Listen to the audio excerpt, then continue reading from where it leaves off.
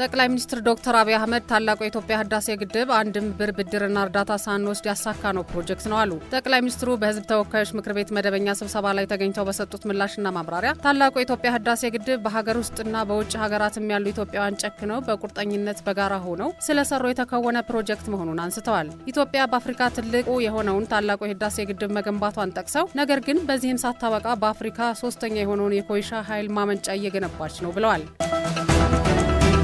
በተመሳሳይ ጠቅላይ ሚኒስትሩ በኢትዮጵያ የማክሮ ኢኮኖሚ ማሻሻያ በማንኛውም መመዘኛ በሀገሪቱ ታሪክ አመርቂ የኢኮኖሚ ውጤት መመዝገቡን ተናግረዋል። በዓለም ባንክና በአይኤምኤፍ ሪፖርቶች መሰረት ኢትዮጵያ ባለፈው ዓመት 9.2 በመቶ እድገት በማስመዝገብ ነዳጅ ከማያመርቱ ቀዳሚ 10 ሀገራት ተርታ መሰለፍ ችላለች ነው ያሉት። ኢትዮጵያ በተያዘው ዓመት 9.2 በመቶ እድገት ለማስመዝገብ አቅዳ እየሰራች ሲሆን በአይኤምኤፍ ትንበያ መሰረት እድገቷ 9.3 በመቶ ሊሆን እንደሚችል አመላክተዋል።